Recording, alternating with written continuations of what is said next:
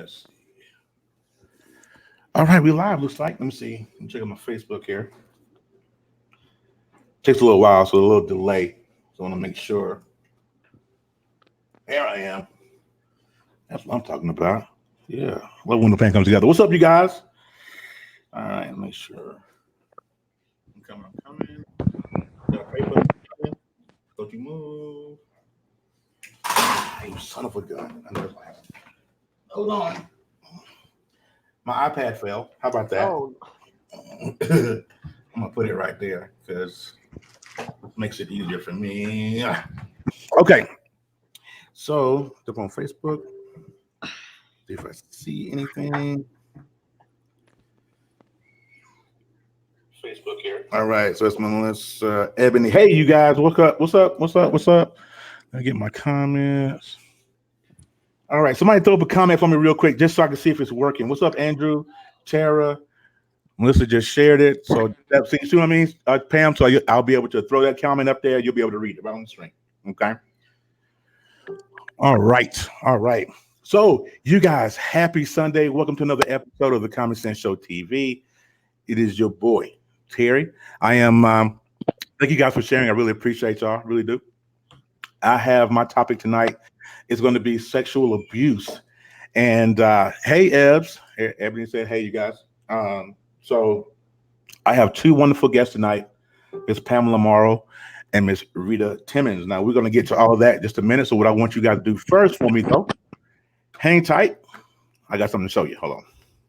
Dun, dun, dun, dun, dun, dun, dun.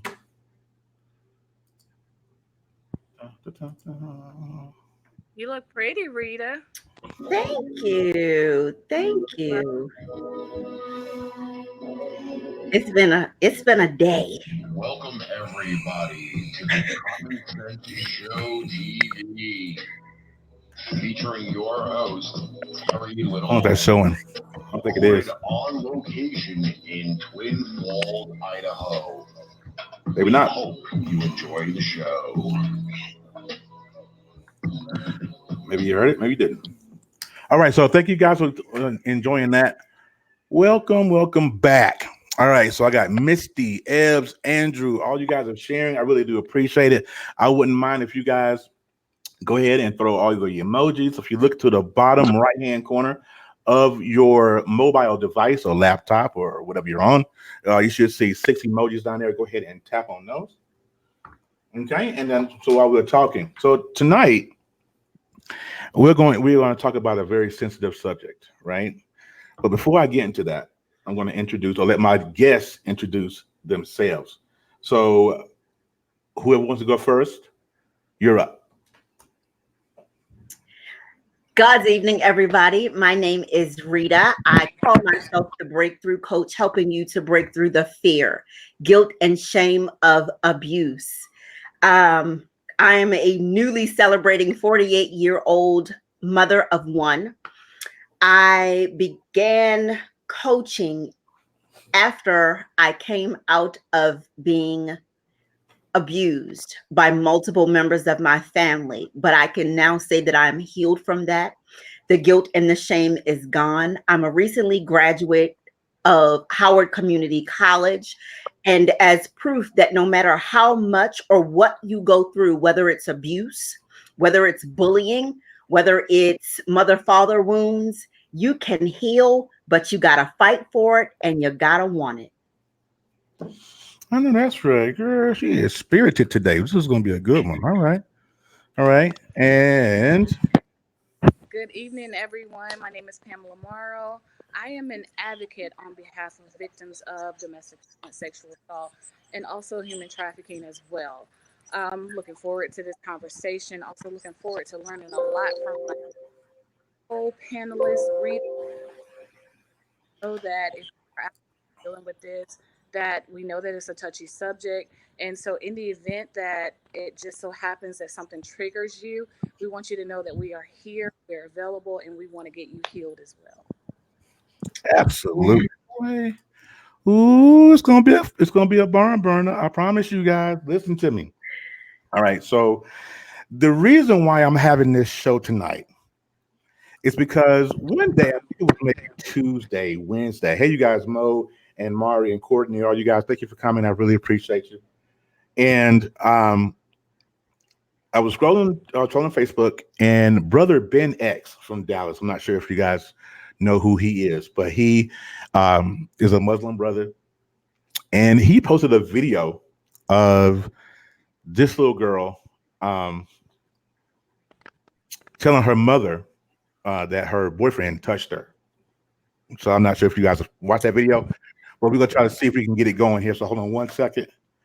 Fire that bad boy up real quick.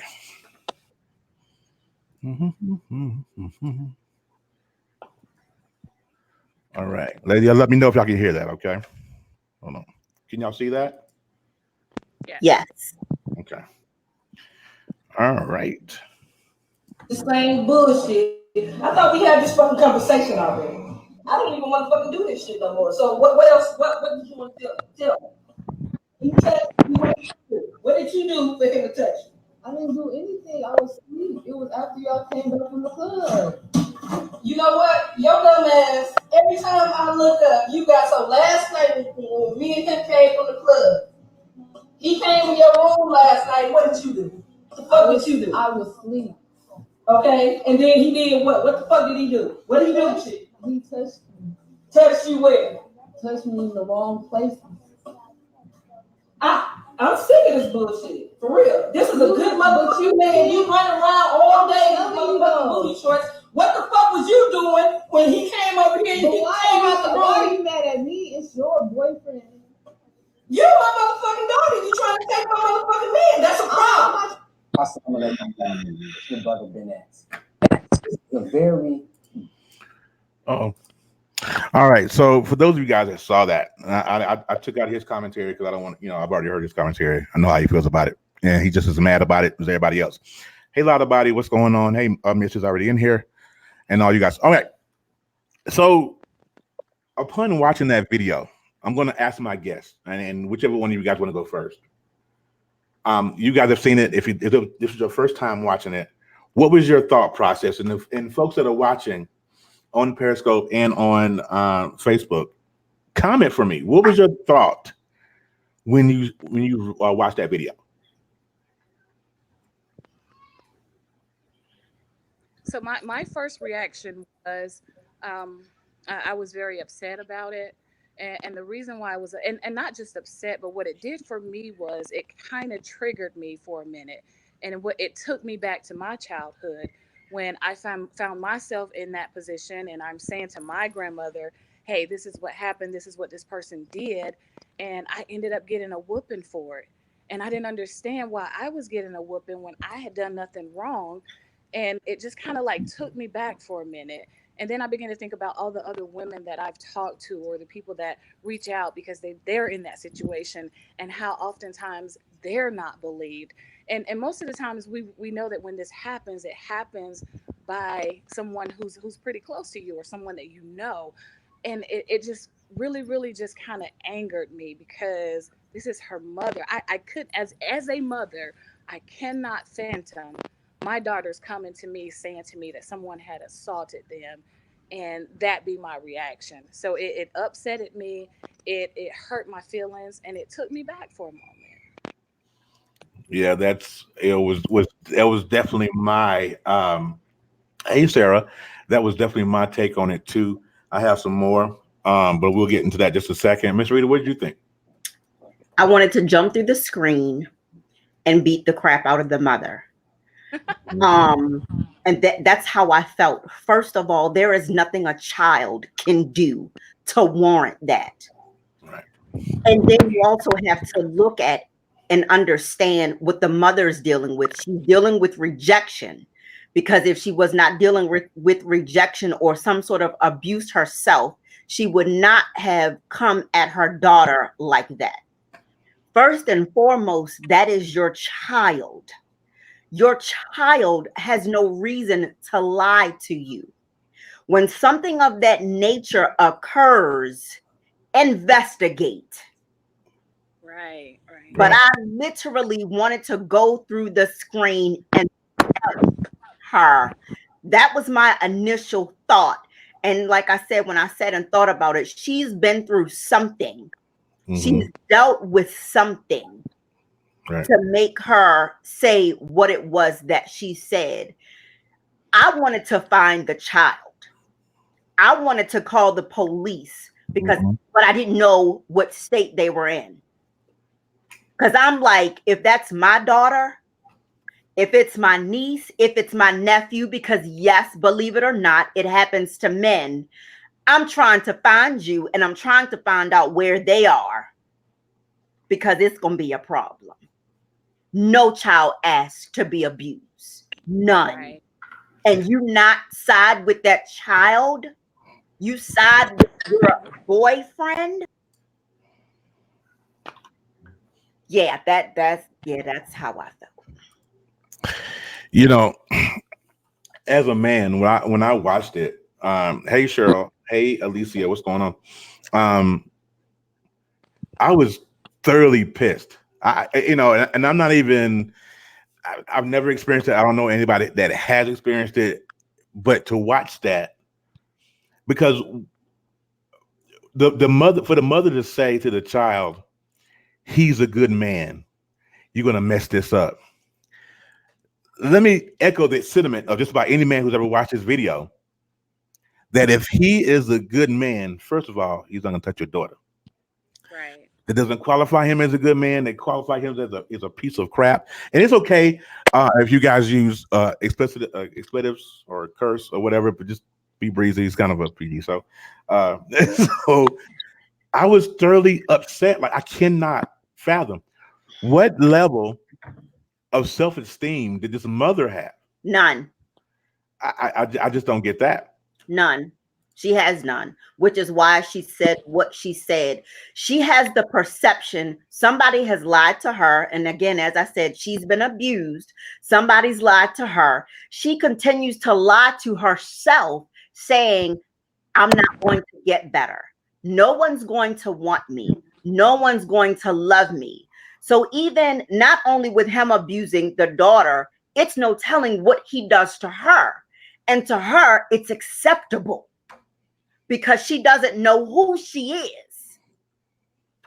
Right. That's what I was thinking too. I was like, that's a little bit on the crazy side. I mean, like, but this baby. And here's my take, and this is the reason why I want to have this show and this conversation. It's because these young queens get abused by that funny uncle, that one cousin that don't nobody want, or that boyfriend, and then they don't say anything. Then it becomes a family secret for years, and these families know. See, there's a lot of families out here. I just thoroughly believe there's a lot of families out here that have that one funny uncle or that one cousin, and they know that they're a funny uncle or a funny cousin, and they just keep it under wraps and say, you know what, he's all right. He's something wrong with him. He good, you know. But you are abusing these babies, and what happens is these babies don't grow. They don't get that therapy. They don't get that help that they thoroughly need, and then they grow up to be hurt women. Mm-hmm. That is absolutely ludicrous to me. Now, even though women mature faster than boys and all that good stuff, I get it. But when that kind of trauma happens, I firmly believe that life stops. It can't go on. You can no longer be the child that you were once something like that happens to you. And there are so many queens, so many men too are hurting behind the same thing and just not opening their mouth and not saying anything. And it's crazy. And the society is full of hurt people. We're not talking about when we say so many, just to be specific, and this comes from the Department of Justice. We're talking about every 1.5 hour somebody becomes sexual assault. So on the average, what we're talking about is at least 320,000 people per year. So now if we just take from the time that we were born and we do the calculation with that, we're talking about millions upon millions upon millions of people who have been victims of assault. And not only that, and we have to have this conversation. Why do we need to have this conversation? Right now, it is at the forefront of everything. Everybody in the world is talking about sexual assault. The Me Too movement caused a big impact when we're talking about sexual assault. When we need to talk about this, because not only do we have people like myself and people like Rita who dealt with this thing, and we're willing to share our stories. Think about the millions of people who went through this thing. Some people went through it for years and years and years and never said a word. And the reason why they're not saying anything is because they had the grandmothers like I did who beat them for being sexually assaulted. And now we have millions and millions of other people saying to these people who are willing to come out saying, that's not true. It didn't happen. Like, I had so many arguments when when we had this trial for Bill Cosby, because people were saying, oh, well, what the victims should have done, but they're the victims here. And we don't even realize that we're talking about the victims, and we give them a pass because, hey, it's Bill Cosby. We have the person sitting in the highest seat of leadership in our country who has been accused by at least almost 30 women of sexually assaulting them, and we're still giving him a slap on the wrist. So until we take this thing serious and we realize that we have to do something and we can't be quiet about it anymore, it's going to keep happening. And it's going to keep happening because we don't want to say anything until it's our baby. But even the video that you showed goes to show that even when it's our babies, sometimes we don't say anything and we're still sweeping that thing under the rug. And the rug is becoming so lumpy that people like Rita and myself, we got to work overtime. This ain't my job. I don't get paid to do this. But we got to work overtime and we got to put in extra hours because we're trying to convince the world that, hey, sexual assault is real. It's does. Real. It's real in the field. Yes. It's real. So this is what I want to do. And the reason why I have you two on tonight is because I know that you two have a unique story. Don't mind my hair, having a bad hair day. Okay. So, and the reason why, when I first tagged this video and first put out the ad to the video, I said, I'm going to have on an advocate and a survivor. So I know for a fact, Pam is an strong. Let me get into this real quick. Down here at the bottom, I don't know if you guys can see on your screen, you see at the bottom one right here.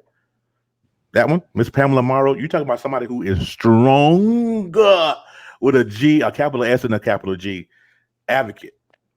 And she's going to tell you why here in a minute, because I'm not going to tell it because that's not my story to tell.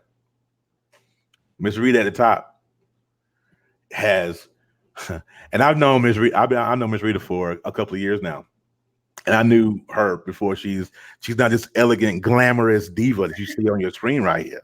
Wasn't always this way. There's a story behind it. Don't think for a minute. What's up, Scotty, Renee on my watch party? What's going on, you guys? Thank you. Make sure if you have not yet, go ahead and share the broadcast. You are on the Common Sense Show TV, episode blah blah. I don't know what number it is, like it's 7, I think. I am on with Miss Rita Timmons and Pamela Morrow. So go ahead and share this video, especially if you are from Anson County and you are watching this video. If you don't share this, I am going to blast everybody in Waysboro. Quit it. You would share this video. Y'all know Pam. Stop playing. All right. So real quick. Not even real quick. Take your time.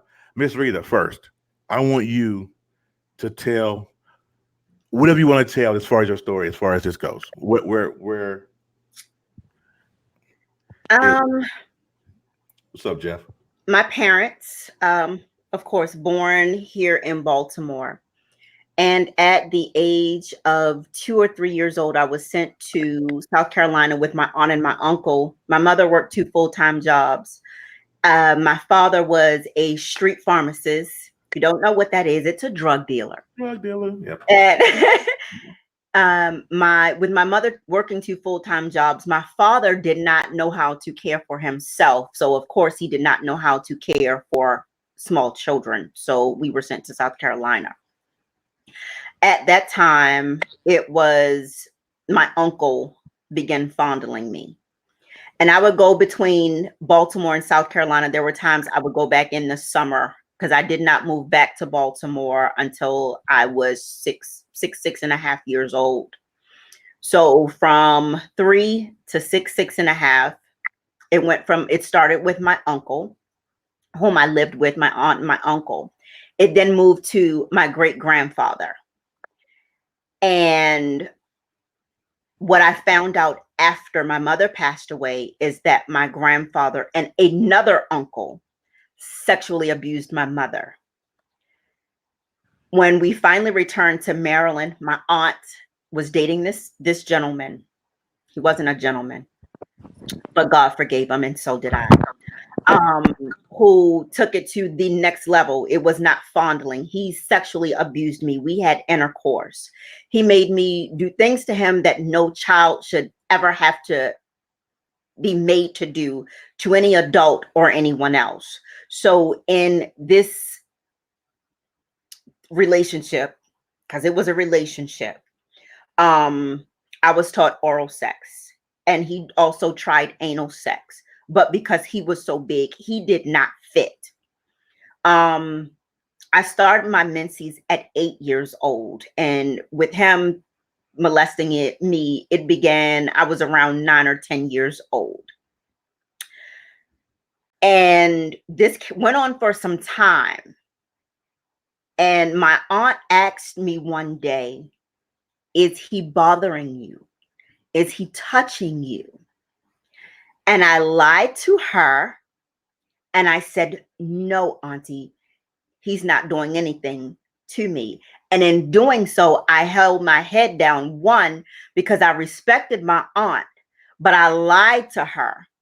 And the reason I lied to her, because I hear some of you saying you had the opportunity to tell her. Yeah, I had the opportunity to tell her. But at this age, I knew my aunt loved this man. I knew she loved this man. So I would not say anything. We ended up moving. My aunt moved up the street. It was still occurring. She still did not know. This gentleman, this person was marrying someone else, and my aunt found out. So my mom, because my mom was this big, strong woman, and she was actually small and petite and just cute, but she was not to be played with. They went to the church and caused the ruckus at the wedding.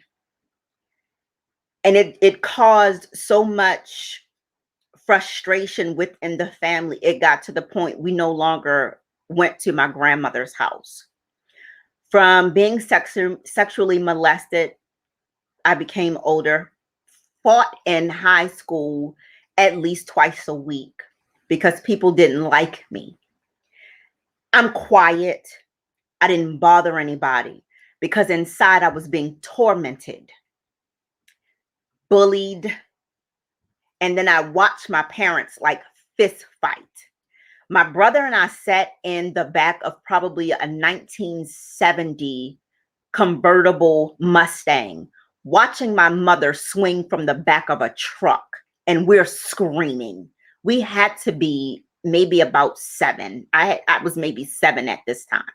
So I learned domestic violence. I learned bullying, sexual assault, all in my family. I was introduced to this in my family. So I see this and I assume it's love because I didn't know any better. Southern family, stay in a child's place. Don't speak unless you're spoken to. Don't ask questions. So there was nothing I could say or nothing I could do because those were the words that continued to ring through. So I'm fighting in school on a regular basis. I'm 5 feet even. Why are y'all bothering me? And I mean, everybody looks like a tree to me because I'm always looking up. But it got to the point where one day there was one young lady, she would kick me every morning on the way to school. And I had enough. And I turned around and I swung. And there was so much rage and so much anger built up in me, I blacked out.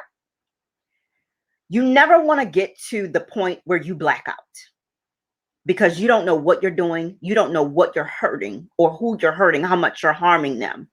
And it got to the point I would beat people up so badly, people didn't believe that I had done it because that's how much rage was living inside of me. That's how much anger was living inside of me because I had men taking advantage of me, doing things that should have never happened. got to my senior year in high school and I dropped out. I was tired, was done. I didn't care. And by this time, let me go back. I had moved out of my parents' home because one thing, and Terry, you said it earlier, when you go through abuse, a lot of people don't know you get stuck at the age in which you were abused. So you're wondering why in certain areas you're not maturing, you're not moving along, you can't remember things because you've suppressed them. 2, you're stuck at that age. You're still that little child trying to get out and you don't know how. So one morning I just heard, oh, and let me say this, even while not living with my parents, I had more men of friends that I was staying with sexually abused me. So it went from it happening to thinking, oh, well, this is what happens. Well, they're allowing me to live in their home, so I owe them this. I don't have anything to give them, so why not give them what I have? I didn't lay there and say, here I am. I didn't walk up on anybody. I was in my room doing homework, minding my business. They came in and did the things that they did, but I didn't move. That led me into prostitution. And it got to the point, and it gets to the point when you are not, when your father or your family does not speak into you. They don't lay the foundation of who you are. They don't tell you how amazing you are. They don't tell you how much of a jewel your body is. They don't pour into you to lay the foundation that you're going to be this amazing, phenomenal human being. You think you're trash. So you allow people to just dump into you in all sorts of ways. So I prostituted. I then got into stripping, was dancing. I did private parties. I had guys tell me you were the best one at the party. And I didn't do all the tricks the other girls did. Because just knowing I could be so sensual. They didn't want all the other stuff. I slept with men before they got married. They were getting married the next day. I was their last hurrah before they got married. So I'm that girl, that little girl that you all see on the street and you call her fast. The next time I want you to consider how she's dressed and what she looks like, because that little girl was me. I was abused. And when you become abused, you immediately think you're an adult, and you're not. I was out of high school for 2 months, and I won't say something. I believe in God. I don't believe in a higher power. I don't believe in the universe. I believe in God and Jesus Christ, his son that died on the cross for me. And I heard the Holy Spirit say to me, get up. This is not who I called you to be. Get up and go to school. And I'm like, I'm not going nowhere. And I heard it again. And this was a loud voice. I got up, I got dressed, and I went to school. I went to the administrator. You know what, Rita? I'm going to stop you right there because I want you, because I'm going to come back to you and you're going to explain how you went from 0 to where you are now. So I'm saying, so before she does that, I can't even, answer that. Let me go ahead and unmute Ms. Morrow here. Listen. Hey, Cheryl from California on Periscope. How you doing, girl?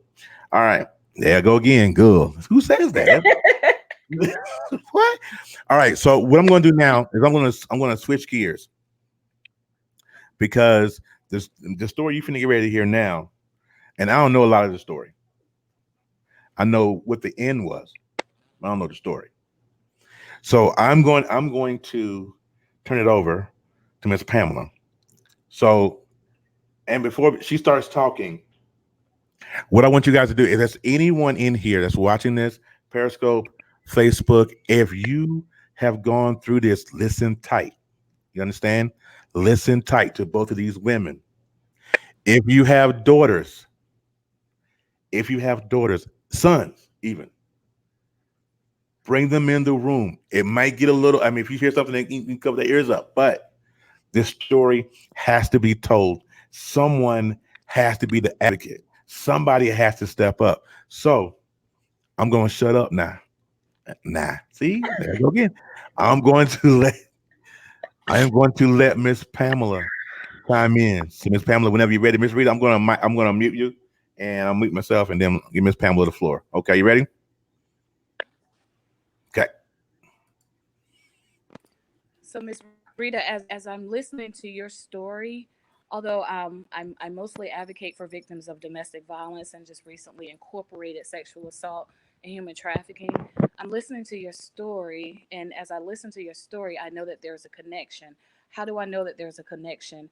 Because most women that we meet that have been sexually assaulted are more prone to become victims of other violence, such as domestic violence, and things like that. So we connect in that sense. My story is that of domestic violence, and as a kid, I grew up in a home where domestic violence pretty much ran rampant. And as you can see, that my shirt is domestic violence awareness, and that's the key to what I try to do.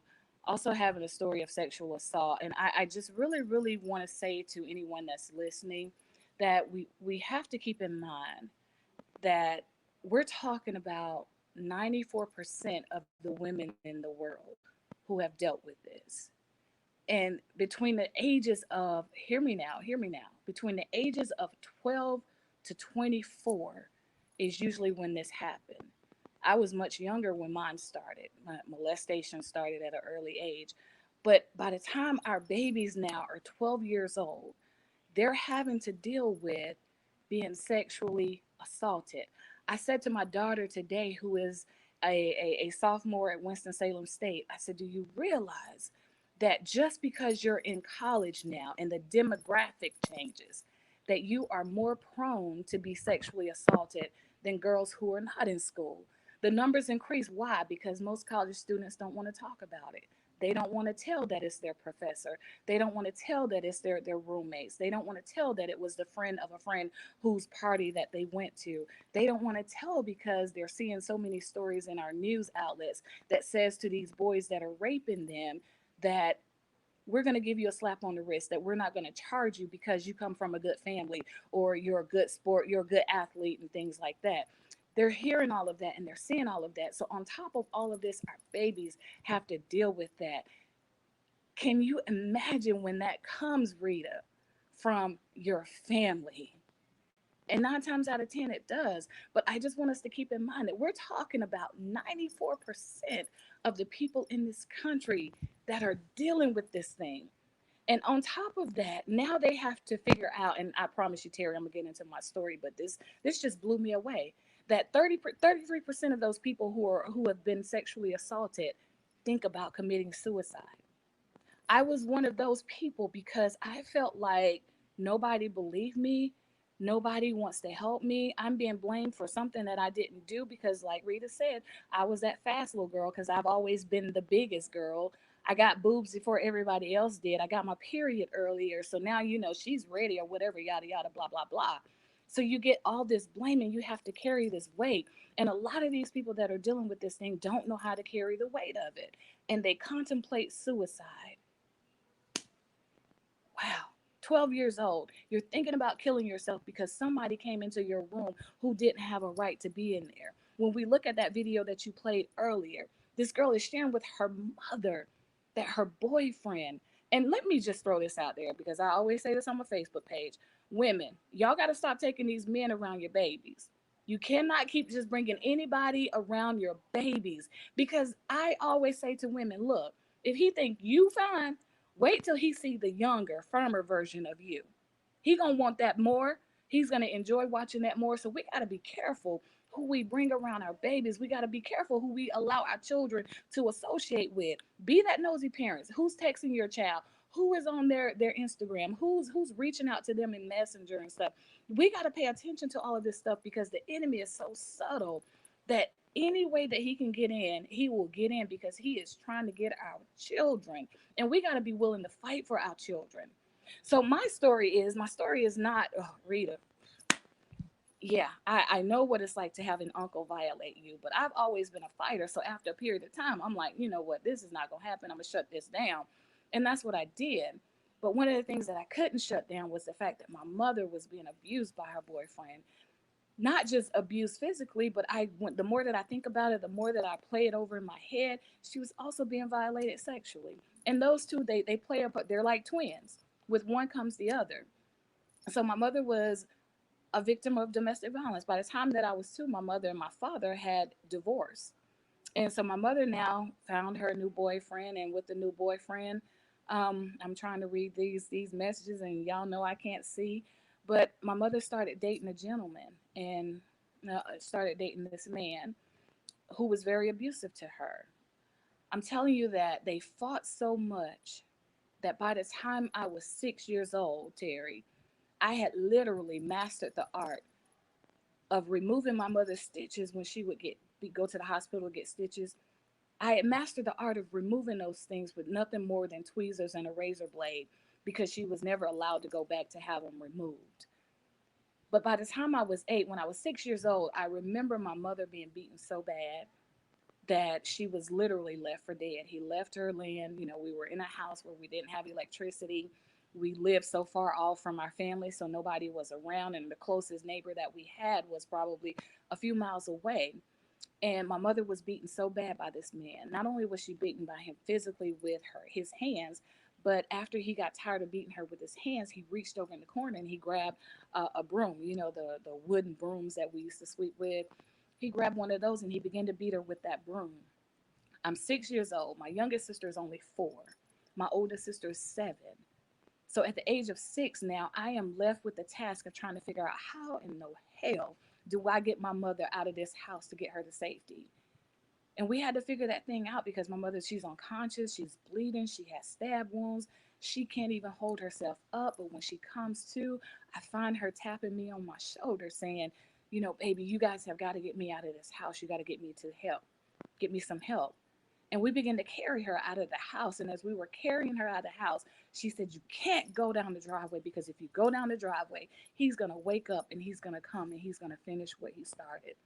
So we found ourselves, keep in mind, 6, 4, and 7, found ourselves having to walk through the woods, no shoes, just a t-shirts on, shoes, no shoes, nothing. We're walking through the backwoods of the house. And in order for us to get to the next neighbor's house, we have to walk through a creek. Now, we're walking through this creek and we're holding up my mother. And as we're walking through the creek, my youngest sister begins to drown. So now not only am I faced with the task of trying to figure out how do I get my mother to safety, but now I got to figure out, do I let my mother go and do I reach back and pick up my youngest sister to save her? What do I do? No child should be forced to face those decisions. The young girl on that video should not have to deal with her mother cussing her out because she feels like she's found a good man and the little girl is ruining that. No child should be forced with having to carry their mother to safety because somebody felt like they had the right to beat her all night long. We got my mother to safety, thank God. Only for 2 years to pass by, and same thing every day, she's being beaten. I saw the black eyes. I saw her tooth being knocked out of her mouth.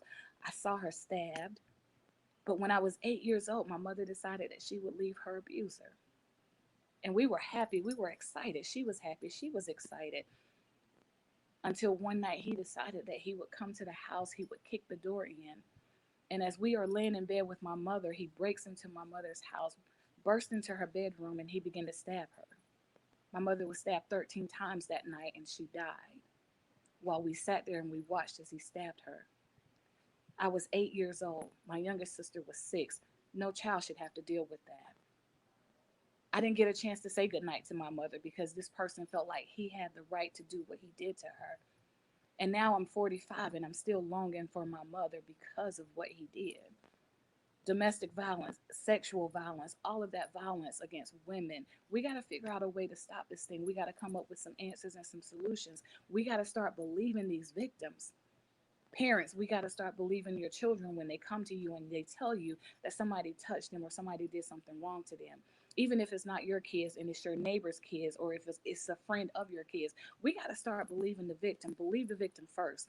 And if we find out that it's not true, then we'll take it from there. But we got to first believe, and we got to act on what it is that we believe. Because when we're starting to see millions, hundreds, and thousands every second, every 7 seconds, a woman becomes a victim of domestic violence. The same with sexual assault. When we're seeing this happen to our women, how do you guys expect for us to procreate? How do you expect for us to be the helpmeet to you that we need to be when we're having to carry all of this baggage? Because we suffer. Women who go through domestic violence, women who go through sexual assault, we suffer from PTSD the same way that our soldiers who go off to war. That should not be.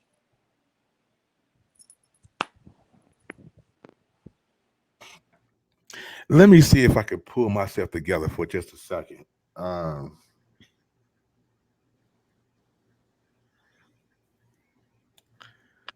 I always knew the end result, Pam. I never knew the story. So hearing that,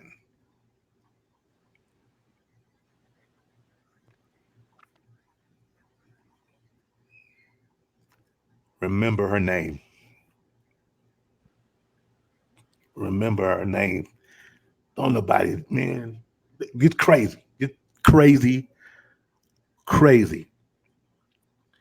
And women, if you're listening, if you are listening to this live, and if you have gone through this, find you help. Find you help. Seek out somebody. Don't suffer in silence. Right.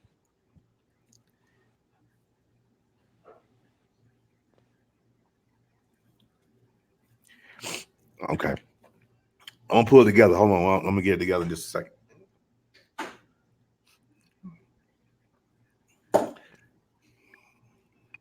So It, while you're pulling it together, Terry, let me just say to these women that may be on here, and just women in general, because Rita, the thing is that we all know someone who's dealing with this stuff, whether it's sexual assault, whether it's DV. We all know someone that's dealing with it, and we can easily say, oh, well, you know what? I don't know anybody dealing with it, but that's almost impossible when you're talking about 1 in 4 women, Mhm. 1 in 7 men who are dealing with domestic violence. So I want what I want you guys to do is, because when you hear something, you then become accountable to what you hear. And so each and every one of us here tonight are accountable to somebody. And there's so many women, and I'm telling you guys, so many women. I sat up all night last night with one. So many women, men who are dealing with this thing, that are hurting because, and so many children, Rita, that are trying to keep this secret that you kept because they don't want to tell on their uncle that everybody thinks is just so wonderful and so amazing, or they don't want to tell on their friend who they think is so wonderful. Oh, he would never do that, but you never know. So we're now accountable to what we're hearing. And so we have to, first of all, we got to be willing to keep our eyes open, because we're so good at not paying attention to anything. And so many babies are sitting in the corner. And Rita, I was like you. I literally went to school and I mimicked what I saw in the house, because I would go to school and fight like crazy, because that was all that I knew. I would go to school sometime, Terry, and I would literally have blood on my shirt because I'd held my mom from being hit so much. And we didn't have a chance to change clothes because we had to run for our life. And it was, you sleep outside and you go to school. And nobody said to me, why are you so dirty? And the ones that did said it picked on me, because you're dirty, your clothes are dirty. And nobody understood that I had to sleep outside that whole night.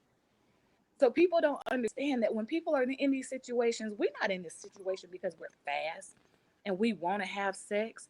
We're in this situation because we're forced to be something. We're forced to be adults.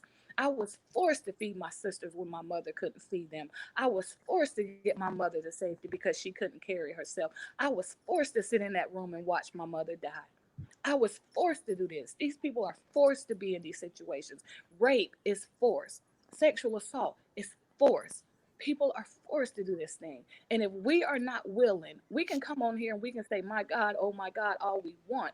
But if you never extend a lifeline to the people that are dealing with this thing, you are just as bad as the abusers that are committing the crime. If you never say anything to that funny acting uncle, molesting them kids that come over to your house at the cookout, you are just as bad as the funny acting uncle. So that's why we can't keep silent about this thing anymore. If you're not willing to say something about what's going on, you are just as bad, and you should be penalized just as much as they are, because these people are literally, they're not just hurting, but people are dying. Every day I post on Facebook a story of somebody who has lost their life to DV. That's why I'm so passionate about this thing. I'm not just passionate because I lost my mother, but every time I read a story, I think about her and I have to relive that thing, and my PTSD kicks in. So I say to each and every one of you, I challenge you today to be a lifeline to somebody. Open your mouth and say something about the stuff that you see that's going on. Because if you don't say anything, the victim 9 times out of 10 won't say anything, and they'll just keep carrying that baggage, and they'll keep carrying that secret, and it'll keep eating away at them. And then our babies are now committing suicide because they're dealing with this stuff. We gotta say something. We can't be quiet about this thing anymore.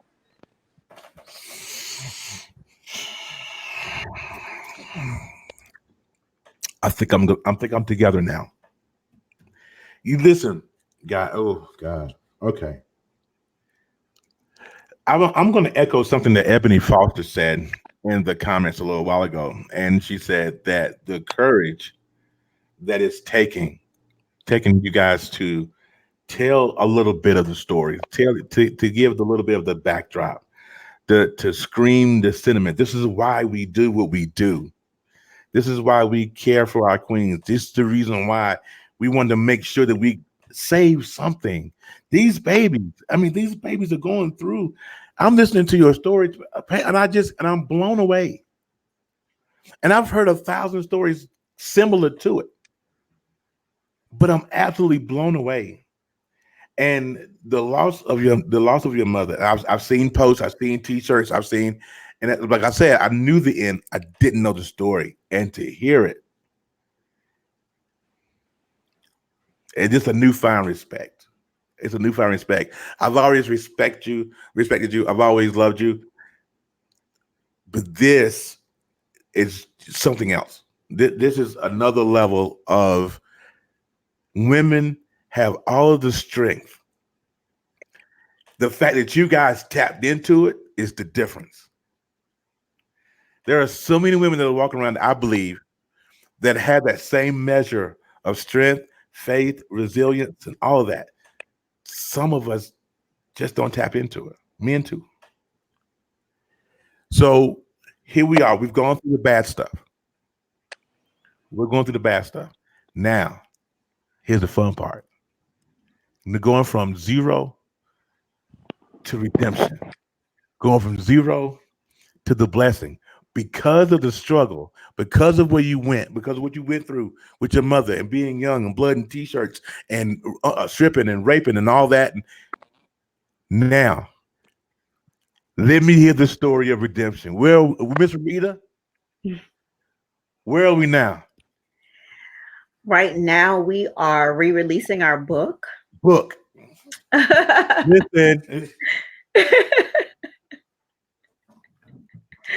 We're re-releasing our book because I had to go through, and it's called A Beautiful Tragedy. And I went through it. I had to reread it. I had to revise it because there were some things that were left out.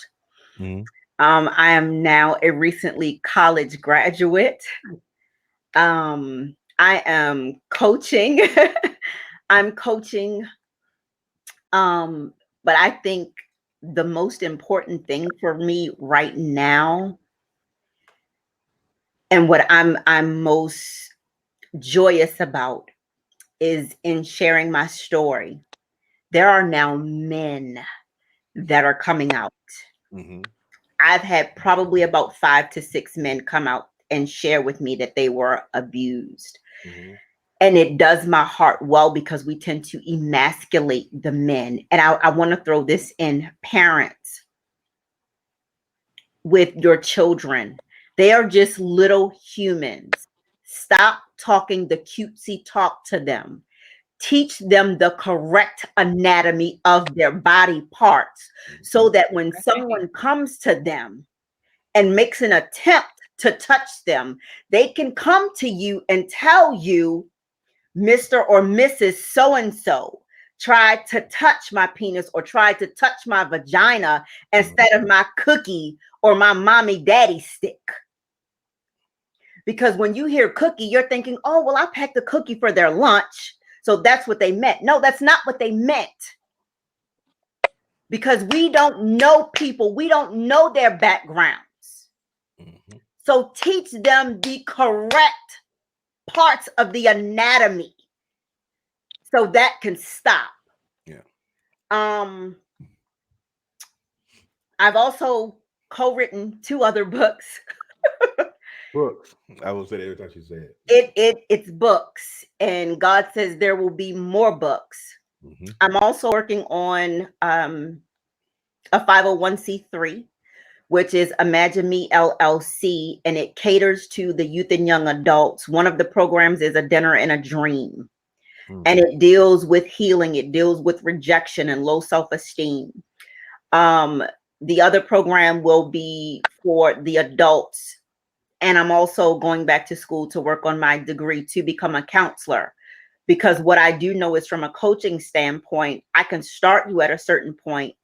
I could walk you through it, but legally, by societies or by state rules, I need to have the degree in that. But I'm going to be working on my degree from a biblical perspective. But focal point is just getting men and women and even the babies, because there's a certain way, if you talk to them, if you build that relationship of trust, they're going to grasp a hold to you, and they're going to open up, and they're going to share with you because they have a sense of trust. So really, initially, I just want people to speak up and speak out, because if I knew then what I know now, I would have told my auntie, like, yeah, he touched me. He did X, Y, and Z. Get him. And my mother would still be alive. She would probably be incarcerated, but she'd be alive because she didn't play about her kids. Absolutely. That's amazing. I love those types of stories because it gives me the hope that I can tell my kids that no matter what they go through in this life, there's always a blessing on the other side of that. And because of their circumstances, because of whatever cards you were dealt in this life, you can, I used an analogy, or I used one last week in my Periscope, was that I hate flies. And I said, life is like playing poker. If you know anything about poker, right? So there's a game called, you can do 5-card draw or 5-card stud, right? 5-card stud, you can take the cards you have been dealt in life and play them just like that, no matter whatever. But if you want to change the circumstances in your life, you want to play 5-card draw. That way you can take those bad things, throw those things out, get new cards, and restart your life. That's what I'm just, I love it. I love it. I love it all day. So Miss Pamela, what about you? And I want you to listen to her, because before we go, you guys, if there's a website, I know Miss Pam, you're doing a fundraiser, and she's gonna give you all the information. So you guys listen up to these instructions, please, Miss Pam. So I am in a good place right now, and I'm so thankful to God. I'm thankful to God that He allowed me and to actually go through some of the things that I did go through. And I think that what I went through, and I think Rita would agree, that what we went through, it shaped us into the people that we are now. And so now we're even though we went to school and we would fight every day at school, we're still fighting for different reasons, and we're Yeah. fighting for important. And I share this all the time whenever I'm talking to people, because one of the things that I do is I go out and I share my story, and that's basically what I do. That's my hobby. But in sharing my story, I share this key aspect of my story. After my mother was killed, we got through the funeral and everything. We were court ordered to go to counseling, Mhm. which is normal. They ordered us to go to counseling. My grandmother took us to counseling. At one point, after a few visits, Terry, the counselor said this to my grandmother. So when people ask me, why is it that you do what you do and why are you so passionate about what you do, I tell them this. The therapist said to my grandmother, he said, and I'm a paraphrase, he said, Miss Morrow, he said, come on over here, let me talk to you. He said, I want you to know that with everything that these children have been through, they will never, and you can expect this. He said, I can tell you right now that these children will never function in society or be normal people. And for some reason, Miss Rita, that always stuck with me my whole life.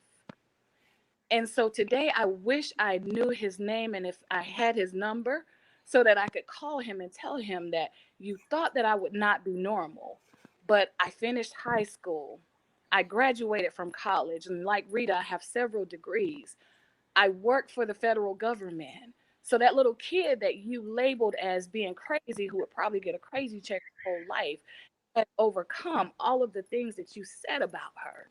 And because of what he said, and I found out one thing, that not only when I found out that there was other kids like me, Terry, that there's 5 million kids somewhere sitting in homes who are dealing with this thing, I was like, oh, hell no. Somebody got to fight for these kids. Somebody got to speak up for these kids. And I just decided that I was going to be a voice for those kids. I'm in a great place right now. I am in a great place. I'm in a place of peace because peace is important. And to anybody, if you don't have peace in your home, you don't have a home. That's just how important peace is. And I am so thankful for being in that place. I am thankful that God is using me in this capacity because I'm guess glad to what? hear you, Bell. I've never called anybody and asked them, could I come speak? But every day my phone blows up because people want me to come speak. They want to hear because people answers. They want to know, Rita, how are they going to get out of this thing? They've been sexually assaulted. They want to know, how can I be where you are? Because they really, really want to be healed. They want to be delivered. And let me just throw this out here because this is my key point. Y'all stop telling people that they just need to get out of these situations. Because if they could, they would. Nobody wakes up every day say, I want to be raped by my uncle. Nobody wakes up every day and say, I want to be abused by my lover. Nobody wakes up wanting that. These people are dealing and they are fighting. And just because you can't see inside their homes to see what they're fighting and how they're fighting does not give you the right to say, well, they ought to just leave. She ought to come out. Because I want you to know that my mother left about 20 times. We slept outside. We slept on the church porch. He was gone. He was gone when he came back and he killed her. So for you to just tell somebody just to leave and just to get out, if I was you, but you ain't them, and stop telling people that if you were them, because you obviously couldn't handle the situation that they were in because God didn't give you the grace to do it. But stop telling people to just leave, because that is the worst time for any victim, is when they're leaving or they're trying to leave, and even after they've left. Most DV victims that have been killed after they have left their abusers. So stop telling people that. You figure out a way to help them, give them the resources that they need. Ask Terry. If you got to call Terry, hit him up in Messenger and say, Terry, what's Rita's number? I need to talk to her about somebody I know in this situation. Then you do that. But don't sit back and judge these people, because I'm telling you, these people fight like hell just to live, while you at Carowinds having fun with your kids. I know that's they are right. at home because the food is cold. So don't just do that, y'all. Find a way to be a lifeline to these people because they need us. Come on through, Truth. Come on through, Truth. If anyone in here just is listening, listen. If you don't follow either one of these women, please, their link is going to be in the video. Friend them, inbox them, talk to them. Listen, I know both of them. You know what I'm saying? So Devontae, but I'm glad my man is in here. Travell, CW Lynch, if you're still in here, give me a thumbs up. I want to use one of his quotes because this dude is amazing. Um,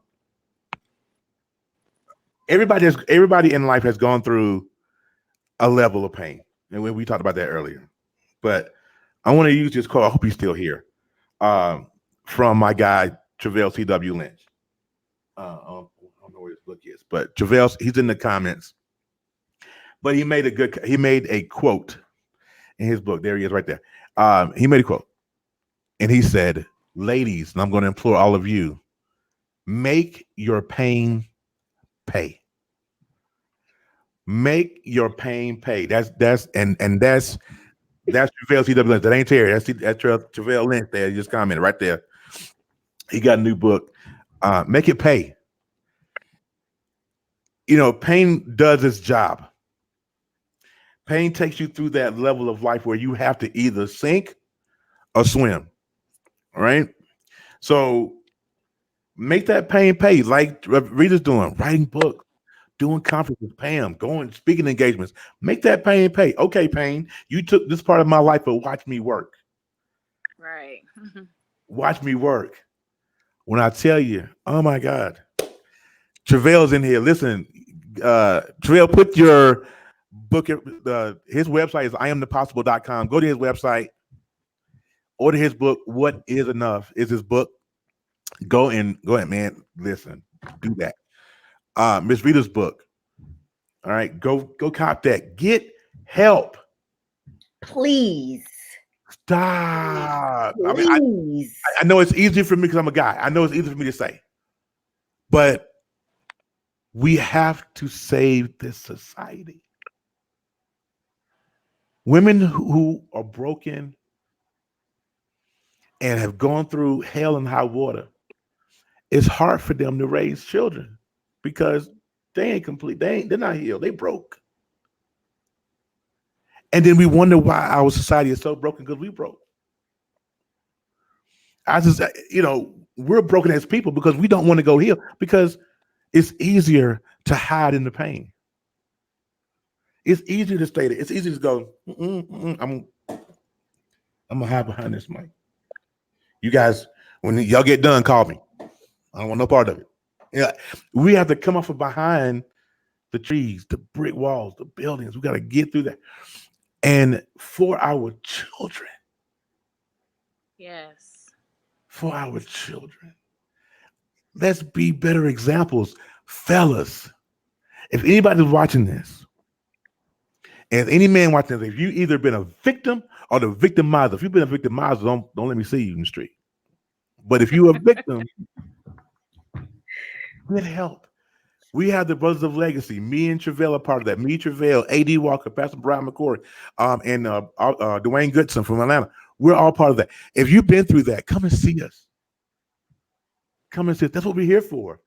We need community. Am I wrong, ladies? We need communities. Yes. Community is very important.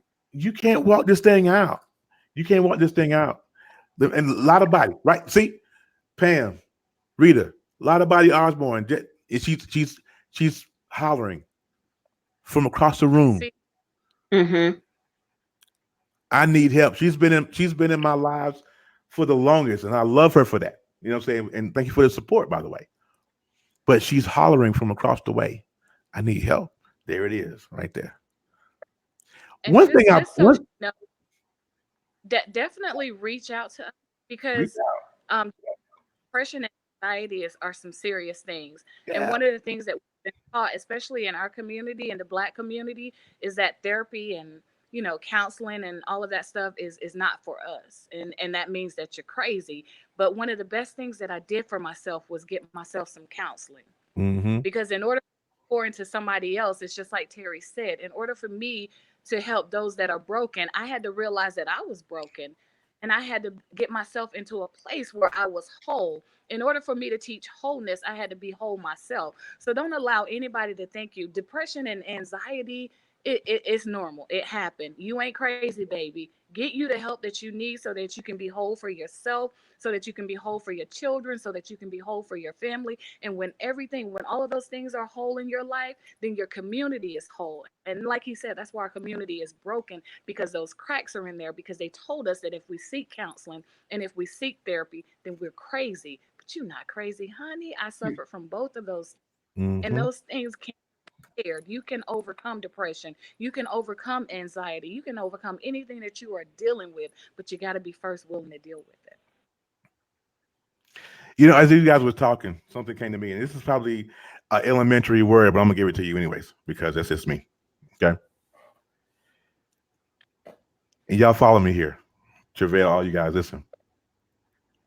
All of us that are walking around with a hole in our hearts, HOLE. In order to fill that hole, you have to get whole, WHOLE. We have to get whole. We have to. I mean, you know, you guys know some of my story. You guys know some of my story. I mean, I've been through it. I had to refill the hole by becoming whole. And as I was doing the process, do your work. Do your work because we all have to do it. Get whole because you Yes. can't have a functioning relationship. You can't have a functioning marriage. You can't have functioning anything if you are broke. I tell Right. you what, here's a good analogy for you and everybody who's listening.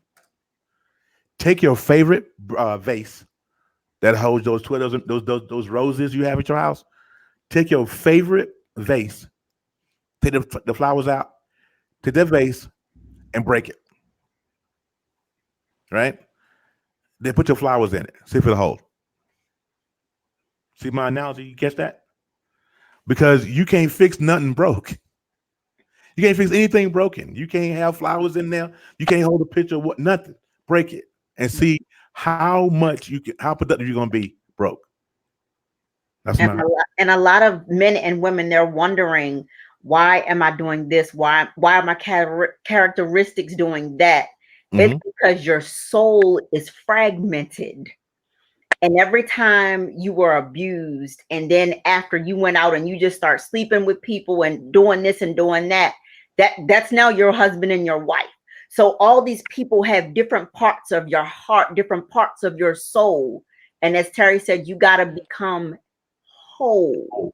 hmm So stop running from relationship to relationship because you're rejected and you're broken.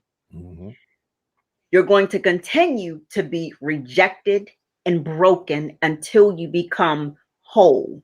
Because you got to break every soul tie, even those that have abused you. And one of the things that is so important is forgiveness.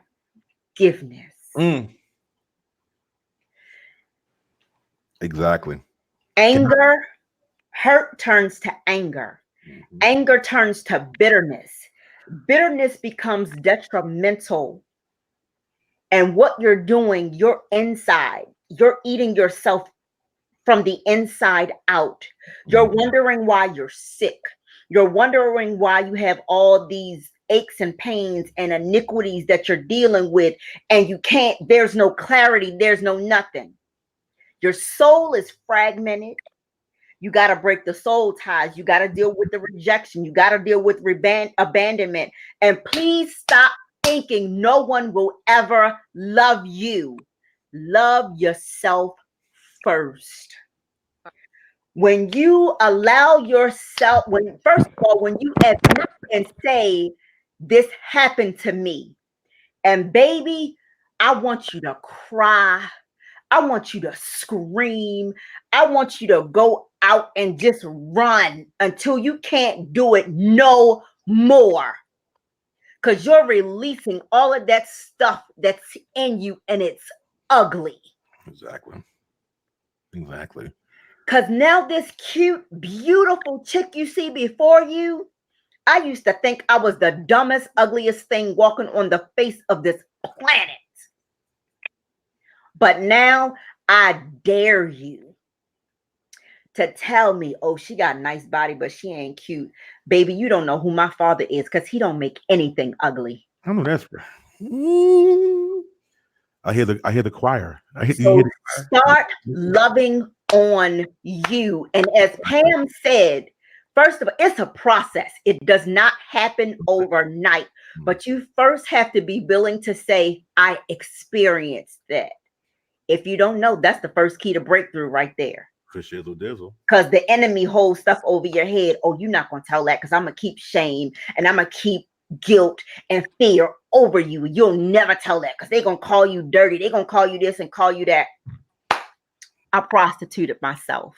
I was in and out of beds every day, all day, multiple people. Call me what you want.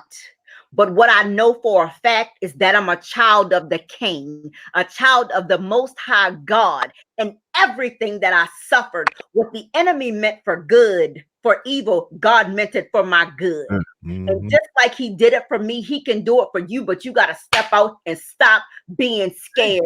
Don't care about what your family say, what your friends say, or nobody else, because guess what? Some of them gonna fall off anyway, and some of them have been through it, but they're not bold enough and they're not brave enough to say it. Be the bold one, because when you rise up, guess what? They're watching you, and then they're gonna start rising up. I hope y'all got that. I really hope y'all got that. Hold up, wait. This is what I want to do right here. Hold on, 1 second. Hey, let me tell you. I promise. Listen, if y'all don't feel something, if y'all didn't catch none of that, check your pulse. Listen, woo. Father, I just want to go. Y'all playing with me. Y'all playing with me tonight. Okay, listen. No, you get tired. You do. When you okay. I just turned 48 yesterday. Well, happy belated. Thank you. So when you've held this stuff in for almost 40 years and you become free, what you gonna say to me? Nothing. Years old. Quit playing. And when you get that freedom and you know what it feels like, and as Pam said, you have that peace, you're not going back and you're yelling, I want you to be free. I want you to be free. I want you to have the same peace that I have. I want you to have the same clarity that I have. Do you know there is so much you can do, but because all the hurt is just embedded in you, you can't see the end. But I promise you, there is a beautiful, bright end to all of it. You will discover you have gifts and talent you had no clue that you had because you were hurting. I'm done. Man, listen, I'm telling you, if you didn't catch any of this from either Pam or Rita, check your pulse. Something is wrong if you didn't catch any of that. Because I put on my shouting music. I'm gonna put it back on for you. I'm telling you. Stop playing. But seriously, ladies, get help. Don't wallow. Don't stay in it. You know, the pain is going to be there. The pain is there to teach you is the lesson. Because I always say, and Melissa will tell you, I think she's still in here, but she'll tell you, I always say, it's never the falling down in life that makes you who you are. It's the getting up. So it's the process. The pain is there for a reason. My father not knowing who my real dad was. I knew the man who raised me, but my real dad, he didn't want to be there. I had to get through that. That process was 40 years, 30 years. I'm sorry, I ain't been that long. I ain't that old either. So 25 years to where women paid for it. The pain, the process. That's what I'm saying. Not just like my story, but I'm just telling you guys, go through the process. I used to have a blog a long time ago called Go Through the Process.blogspot.com. It's a long time ago. I haven't done it since, but go through the process. We have to get through the process, especially for those of us who want to inspire other folk. If you're trying to inspire other folk, you can inspire them folks if you're not willing to go through the fire too. Some of us, because you can tell, Rita and Pam both. I don't know if you guys know anything about sword making, right? I don't know if you guys know anything about that. But when they make swords, they put them in this big old huge metal pot, the metal, with this heated liquid, and it's so hot, and it just forges the metal to where they can take the hammer and bend them. They can bend the sword and make them strong and sharp and all that good stuff. By listening to these two ladies just tell their story, you can tell they have been forged in that fire. They have been forged in that, and that liquid was the pain. That liquid was the pain, and they came out. They've been sharpening. Now they're ready to fight. Now it's wartime. Because you took all that from me. Now I'm going to get it all back. What the enemy has taken from you, that's my decree and declare for everybody in here watching. That's watching live and on replay. This is my decree and declare. Whatever that the enemy has taken from you, no matter what it is, from A to backwards R, that you shall have it back.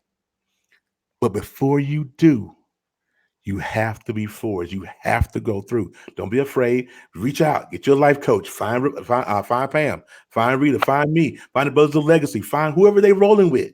But get in the same group of people that are like-minded and want the same peace that you got. For those of you guys who want peace, P-E-A-C-E, find you a piece of cake. That'll do it for you. P-E-I-C-E cake. Kill it. It's seriously, it's wartime. Mm-hmm. It's wartime. We have sat back and we have allowed such things to happen. And it's okay. Life happens, right? But we are the authors of our destiny, are we not? Now it's time to fight. If you in here and you watching this, if you haven't shared this with somebody, you know somebody in your circle who needs to be fighting right now. Because if they don't fight, they're going to lose. And we all know what the loss is. Share this video. For real. Follow these ladies. Rita, Pam. Follow these ladies. Get in like-minded groups. Get your help. All right? But it's what time is it? 7:16. All right. So I'm going to end the show here. But before I go, ladies, do you have any parting words before you go? I'm going to start with Miss Pam because Miss Rita be talking a lot today. I'm kidding. I'm going to go. I'll let Pam go. Pam, any parting words? I just want you guys, and I'm reading Miss Lotta Body, so I definitely want you to reach out to one of us because we hear your pain, we hear your hurt, and that's what we're here for. This is why we fight. We fight for people like you. We don't fight for accolades. We don't fight for awards and trophies and recognition or anything, but we fight because we don't want anybody else to go through what we've been through. Exactly. Because what we went through was hard, and we don't want anybody else to have to go through it. So we're here for you. So please definitely reach out to us as much as possible. We'll come up with some resources for you. If you just want somebody just to listen, we're here. Okay. I don't mind up talking and listening to you, but definitely reach out because there is a lifeline. There is help available for any situation, whether it's domestic violence, sexual assault. There is help available, but we are definitely here for you. Absolutely. Pam, you still doing your fundraiser? I am doing my fundraiser. Yes. I set my goal at 2,000. Just something I wanted to do. It has exceeded its goal a little bit, but it's still going until the 20th. The funds from the fundraiser will be donated to a couple of charities here that do work with domestic violence. One being the DV Council in Anson, Can't Forget Home. Absolutely. The DV Council in Anson. So Turning Point in Monroe, which is our local women's shelter. So they will be recipients of those funds. Okay. And how do they donate? Actually, you can go to my page. My Cash App is Pamela Ann M. I think something like that. You can put that in the chat. App or go to my page, which is just Pamela Ann. I think Terry will provide the link and the link for fundraisers there. Absolutely. Ms. Rita? This is one of my favorite quotes made by me. Secrecy kills you. Transparency heals you. Speak up and find someone that you trust and let them know what you're dealing with. As Pam said, no matter what the situation is, no matter what you've been through, there is help for you. Don't allow fear to hang over your head, Exactly. because fear is a lie from the pit of hell. Absolutely. And you have an amazing life to live. As Terry stated, reach out to one of us. I listen. If you're local, I will drive to you. I will sit with you. I will hold your hand, because I'm tired of seeing my sisters and my brothers suffering for something you don't have to suffer for because you think it's your fault. It's not. That's right. Absolutely. Well, I tell you what, this has been, that's Melissa's favorite quote, fear is a liar. And it is. This has been one of the best shows. I've done a few of these this season. I'm thinking this is my 6th or 7th. I'm not sure. But this is one of the best. And I want to thank you guys for being on. I know you guys were busy. I know because both of you guys are on the East Coast, so it's late where you guys are. And so I appreciate you taking the time to be here because I'm 2 hours behind you guys. So I really appreciate that. Like I said earlier, Pam, I have a newfound respect for you and my sister. I love you more than I can put gravy on chicken. That's how much I love you. That's good stuff right there. I'm telling you, I love gravy and chicken. When I say that, I mean that. And Ms. Rita, we go back 4 years. I mean, it's like Night and day, right? You know what I'm saying? She was always in my Periscope. And we just had a mutual support for each other. So thank you guys. Thank you guys for telling your story. This has touched someone. I know it. There's gonna be my inbox is gonna blow up in about 10 minutes as soon as I disconnect from here. And thank you, a lot of body. I appreciate you. But you need to reach out to these ladies, one of these ladies, and get you some help. Get help. All right, so I'm going to end the show right here. Like I always say at the end of all my shows, look at when you get to the end of your rope, do this. Forgive yourself, forgive others, move on. That's it. That's life in the barrel right there. Forgive yourself, forgive others, and then move on. Pam, you have something to say? Like you had this morning. I was just waving good night. Oh, all right. So you guys have a great time. Great night. This will be available on podcast here in the next couple of days. So y'all just listen to the Common Sense Show TV, subscribe on Spotify, Apple, iTunes, and all that good stuff. And I will see you next time. All right. Next week, same bat time, same bat channel. All right. Y'all have a great one. You guys don't go nowhere.